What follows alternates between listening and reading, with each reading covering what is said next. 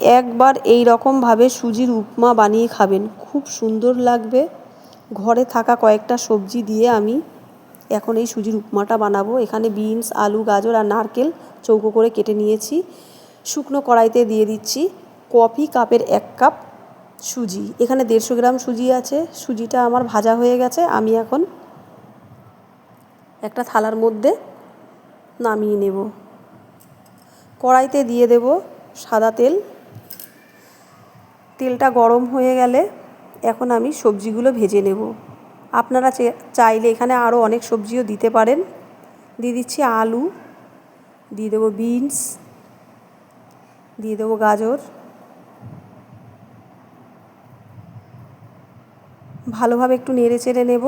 দিয়ে দেব কালারের জন্য একটু হলুদ, দিয়ে দেব স্বাদমতো লবণ।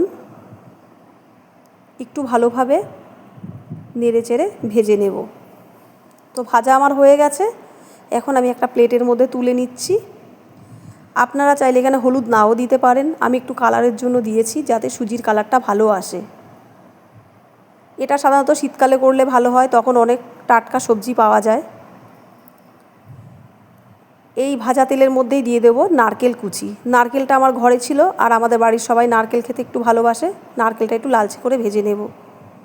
এর মধ্যে দিয়ে দেব কয়েকটা চিনে বাদাম।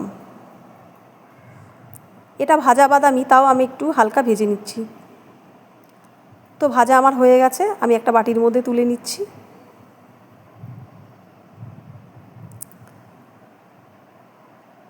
এরপর কড়াইটা পরিষ্কার করে কড়াইতে দিয়ে দিচ্ছি সর্ষের তেল। ফোড়নে দিয়ে দেব শুকনো লঙ্কা,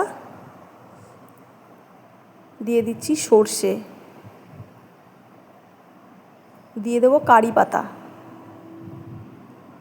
একটু ভালোভাবে নেড়ে চেড়ে নেব। আমি এখানে কিন্তু একদম অল্প তেল দিয়েছি। আপনারা যে যেরকম পছন্দ করেন, এখানে আপনারা ঘিও দিতে পারেন। এরপর দিয়ে দেবো ভেজে রাখা সুজি। এরপর দিয়ে দেবো ভেজে রাখা সবজি, দিয়ে ভালোভাবে নেড়ে চেড়ে নেব। এরপর দিয়ে দেব চিনে বাদাম, নারকেল ভাজা, দিয়ে ভালোভাবে মিশিয়ে নেব।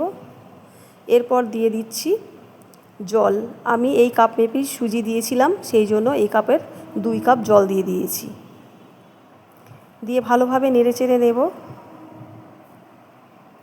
তো দেখুন কালারটা কত সুন্দর এসছে।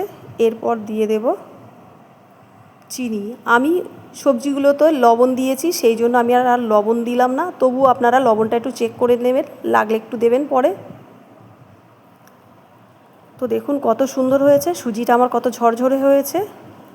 আপনারাও এইভাবে সুজির উপমা বানিয়ে খাবেন। আমার ভিডিওটা যদি আপনাদের ভালো লেগে থাকে, অবশ্যই লাইক শেয়ার করবেন বন্ধুদের সাথে। যারা ইউটিউব চ্যানেল থেকে দেখছেন, চ্যানেলটিকে সাবস্ক্রাইব করে পাশে থাকবে।